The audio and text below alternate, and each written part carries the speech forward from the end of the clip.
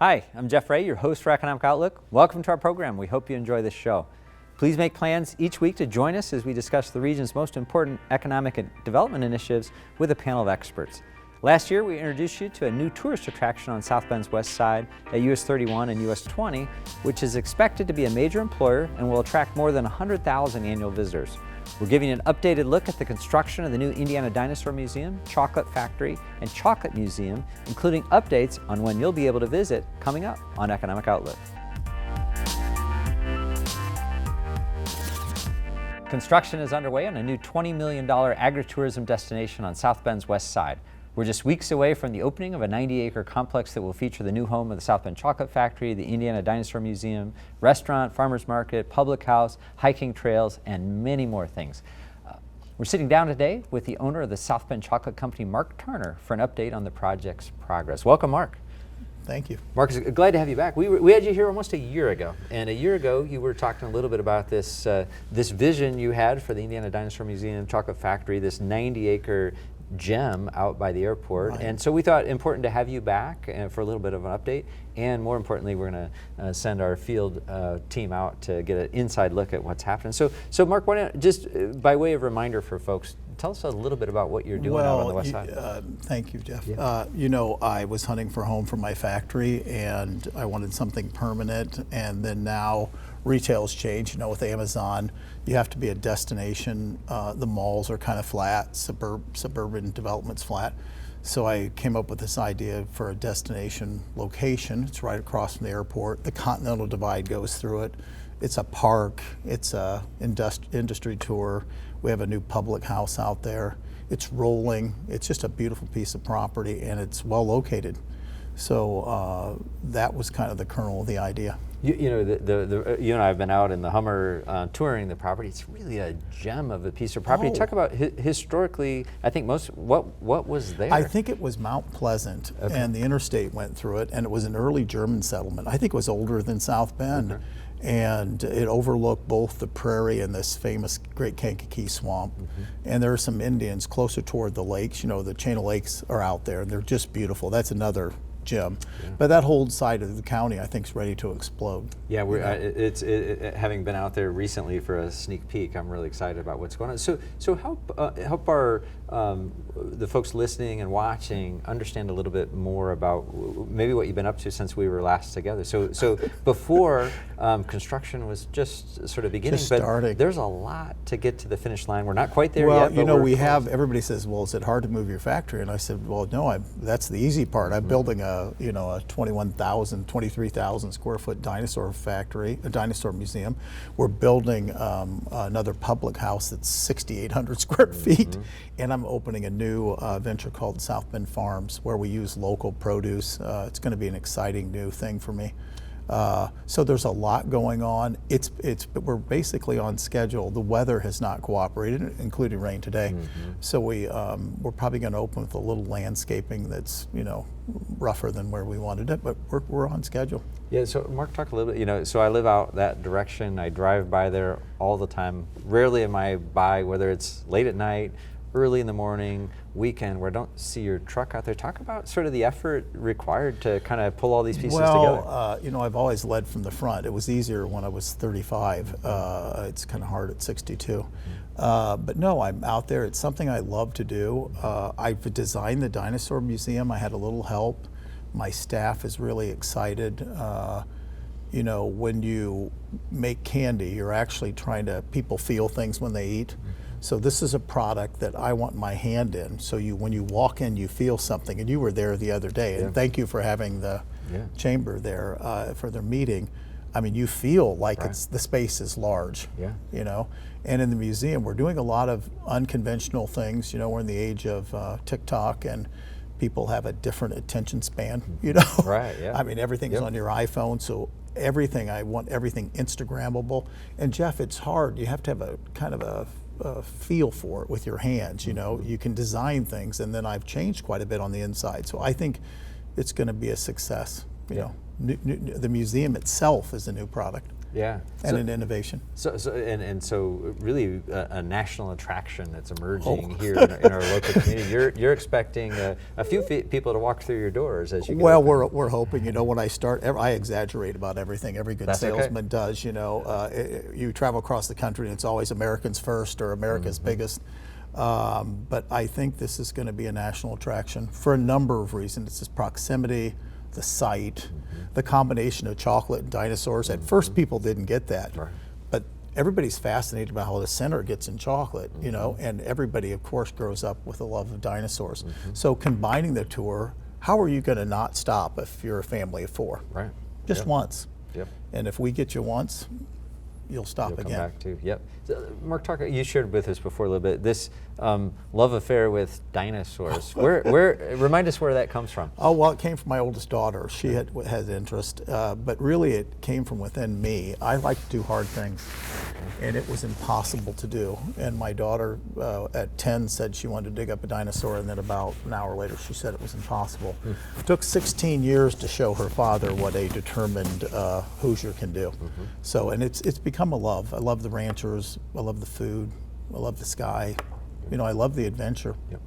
So talk without sort of giving away all the secrets a little bit. Talk to us a little bit about the Dinosaur Museum itself. Kind of, what would somebody, if you were trying to encourage them to come, what will they expect or see when they walk through? I want them to get a new perspective on life and what it is on this planet. There's a lot of talk that we're going through a massive change, and I think we are. I want people to feel small, because we haven't been around that long. In geologic time, I snap my fingers, that's human existence. Right. I have a giant sequoia in there that's 10 feet in diameter. It's 3,500 years old, and you can walk up to it, and I want you to feel like, humans have done great things. We've been to the moon, we can travel at the speed of sound. We've been to the lowest part of the ocean, but sometimes there are things we don't see, and I think maybe our actions are actions, especially on the planet and nature, we need to get that in line. I want to deliver that message, but in a positive kind of feeling kind of way, not saying it in so many words. Right. And Mark, in addition to sort of this being a great place to see, the science of this is happening there as well too, right? Right, yeah. Another thing, I was next to the Hall of Fame with my store downtown for years, and it didn't have a lot to go see again. So I found a dinosaur with skin on it, and we're going to unveil that right in front of the public, and it might take 10 years, but you're actually going to be able to see dinosaur skin. And then things are hands-on. All museums talk about hands-on things. Well, in my museum, I have 3,000 square feet of covered dirt that you can go out and dig up and take your own fossil, take it home. And I really do think that's the world's first. We call it a U-Dig fossil quarry. That's going to be exciting. I do think it sounds, just from what I've seen out there, this hands-on experience with families and kids and stuff, I think will be very attractive to folks. Well, I hope so, Jeff. The museum industry, I think it's time for a change. Most museums developed in the last part of the last century, so they have a little Victorian in them, huge collections. Kids aren't interested in stamp collections anymore, or coin collections, or animals like the Field Museum. They want to interact, and I think there's a place between rubber dinosaurs that you see traveling around and real hardcore science. We're a little bit of both, and I think that's going to be the sweet spot. Yep. So, not familiar. You didn't. That's supposed to be the sweet spot. That is. You were supposed I'm a little slow on the uptake here. Man, that's my fault. Man. I'm sorry. Right. Yeah. So think about dinosaurs, though. So, and I mentioned, national attraction here. So, where do people go now? I mean, are there other places like this around the country? There are a great dinosaur museum in the country. Probably the best one is in Canada, in Drumheller. The Royal Tyrrell Museum's phenomenal. But the Field Museum has a great collection. The Children's Museum has some fine specimens down in Indy, and then everybody has a little bit of collections. Dinosaurs are the #1 reason out of the top 10 museums in the world. I think almost all of them have dinosaurs or parts. The British Museum. Yep.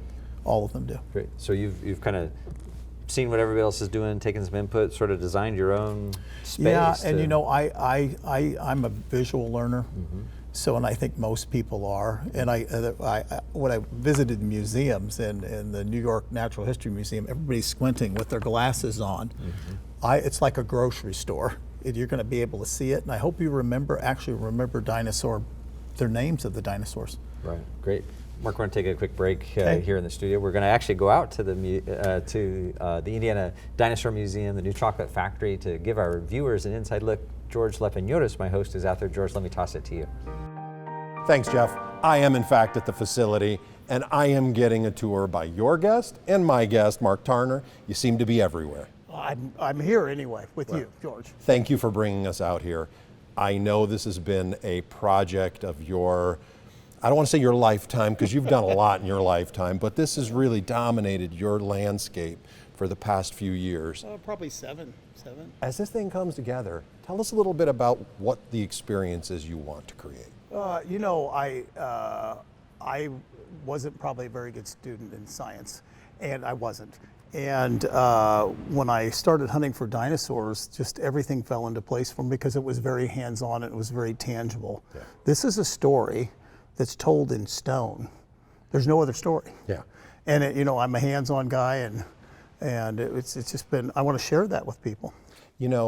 Tangible is the right word for this museum. Walk me through it, right? I mean, the idea is we are standing in what you call the atrium. This is a no-cost experience. Right, yeah, we call it the Adventure Atrium. There are 3 dinosaurs in here, and and several sculptures and a Mayan temple behind us. Yeah, I see that. And then outside you can walk out and walk to the Continental Divide. The property is situated perfectly on the divide. The idea is that people can stop here and learn, enjoy, eat, drink, kind of an entire experience. Right, an experience northern Indiana. When I was trying to find a home for myself and my factory, and we decided to build a one-of-a-kind, all-season attraction. And I think that's something South Bend needs. Notre Dame's great, we have football, but people are going to come here in the summer on their way to Traverse City. They're going to come here from Chicago. It's really, our goal is to be the best small dinosaur museum in the world. Yeah, well, I think we're going to make it. You redefine the word small. Yep. So as some of our community members, some of our viewers have watched this facility go up, and you just walked me through it. I mean, you've got 3,000 square feet of a dig experience. Right, yeah. You've got how many square feet of exhibit space for large? 20,000 square feet, yeah. And I mean, this is a Spinosaurus behind us, did I say that right? Yep, it's one of 3 in the world. Named Mark? No, as mean as ugly as he is, and vicious, he's probably an attorney. Probably is. So as we walk through the rest of the exhibits, do we think, is the idea to keep it evolving? Yeah, I think so. And Julie and I, we live kind of modestly in the city, and we really, and a lot of people do things in a trite way, we really want to leave a legacy. And the chocolate company, all companies have a shelf life. Sure. I think this will be here for a while, and it's real, it's us. You got the indoor experience on the dinosaur side. That takes you through some exhibits. You don't necessarily only talk about dinosaurs. There'll be some live exhibits. Yeah, there's some live exhibits, and there's a movie that you see first, and it kind of transforms for you from being in the 21st century to being in 63 million BC. Yeah. And another thing too is I didn't realize that the Earth is so old, it's almost infinite. Yeah. So evolution and these things just take place imperceptibly. Yeah. And it's been a great learning experience for me. It really has. Yeah, and I mean, as we listen to the sounds of the place, we see the bright colors, it's going to be an experience for others. Oh, I think so too. And everybody, whether you're a parent or an educator, you want to share experiences, and that's what this is all about. And hopefully, that'll help. It'll be a catalyst for the area too. Yeah. For other developments that are similar. Yeah, especially on the west side. I mean, we were talking about how this is a large development on the west side of South Bend, but it's also really located in an area that's accessible. Oh, right. Yeah. Close proximity to the toll road, close proximity to the bypass. Right next the to airport. the airport. Yeah. And it was a kind of a forgotten piece of land. It was hilly. There was a junkyard here, and it just took a little love and care, and that's what we did. Okay, so we got the Dinosaur Museum, which we saw. We walked through the Chocolate Museum now. dinosaurs and chocolate. You're going to have chocolate dinosaurs, you promised. I promise you that. We will have Maybe. chocolate dinosaurs. Yes, we're going to have them. And as they walk through the chocolate side, that too has its own unique history that many people don't know. Yeah, I have a large collection of chocolate posters that are from the turn of the last century. I have a really neat pre-Columbian collection of chocolate vases. I have one vase that says it's the chocolate pot of a famous ball player. So I have like Michael Jordan's ceremonial cup. It's very rare. There are a couple of, Lint has 2, Princeton has 3, and I have 1 here. So it's going to be, I love history, so. And this journey, their experience, their visit will be culminated in seeing how chocolate is produced. You're actually going to be moving production here. Yep, all of it. And then finally, they'll be able to get a bite to eat, yeah? Yeah, we have a chocolate cafe here that's on steroids, and then we're going to build another public house, the South Bend Public House, complete with a stage.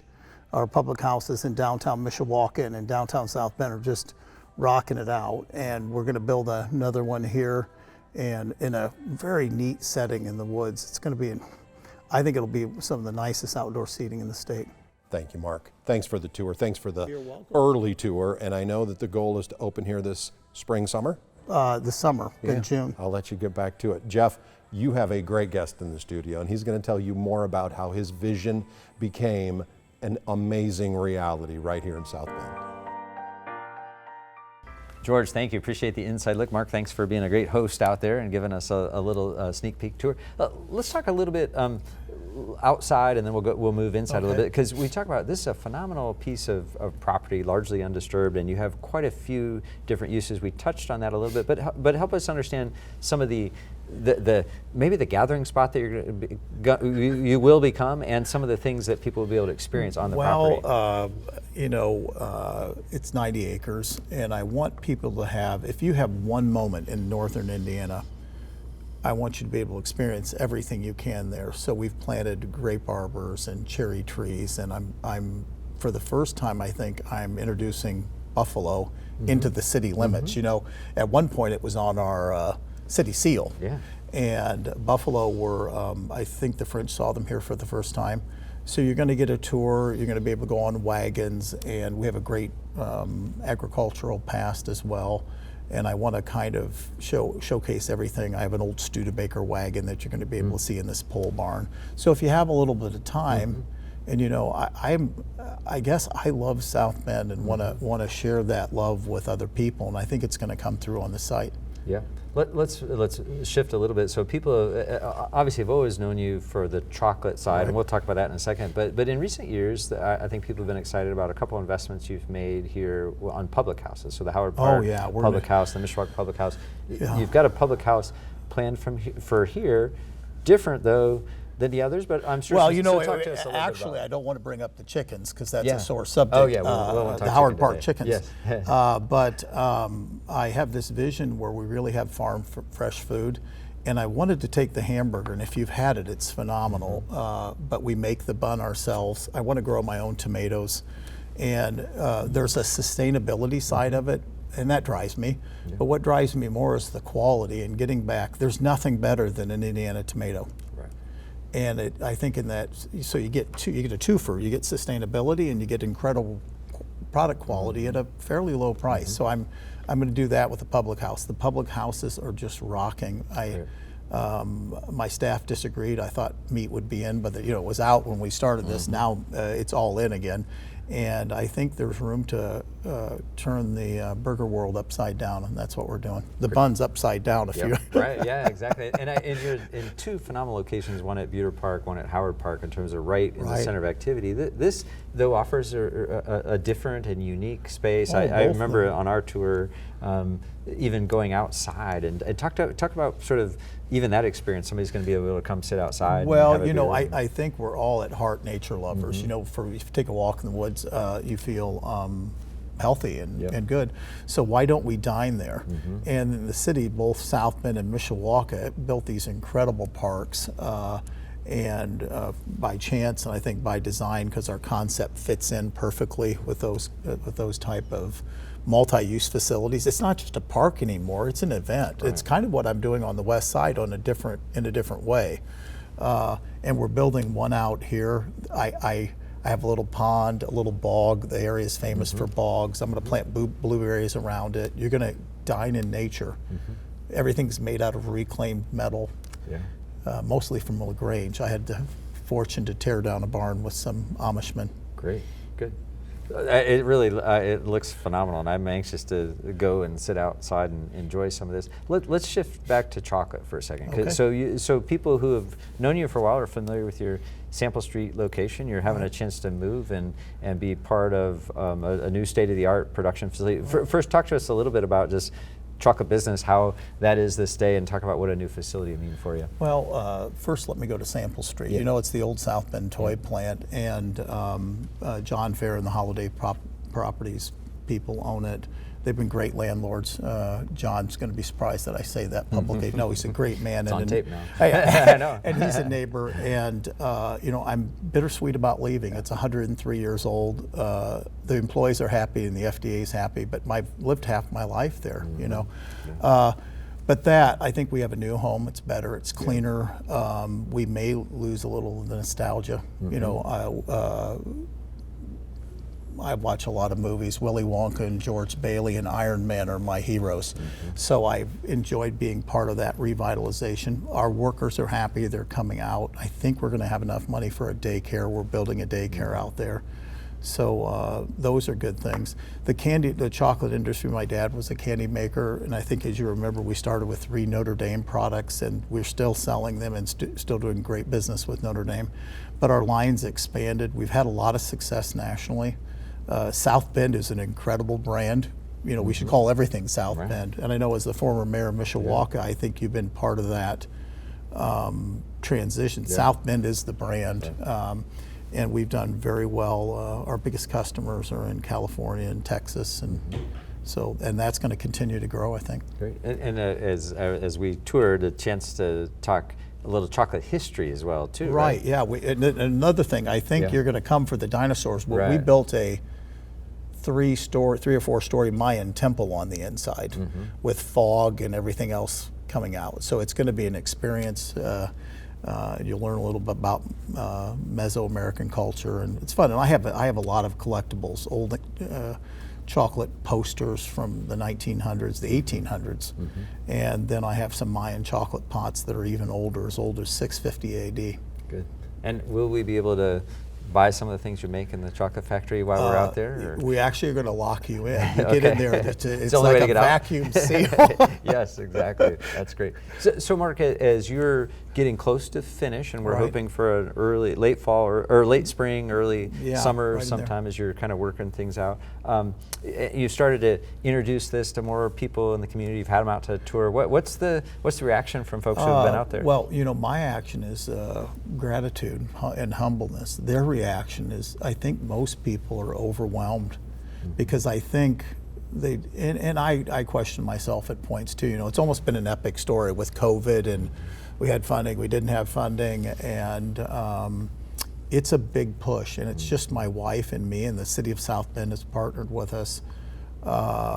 I think it's going to be a game changer. I really do. I don't want to oversell it, but you've been out there yourself. Absolutely. I mean, what's your impression? Boy, it exceeded my expectations. It's fun, you know, hearing the vision initially, and then seeing that come to reality. And you found a phenomenal piece of property, but from the time you walk in, it's just very inviting, and it feels like you've put a lot of your own personal touch on that, and I think people connect really well with it as they walk through. Well, I painted that big lobby. Oh yeah. You know, but no, you picked the color?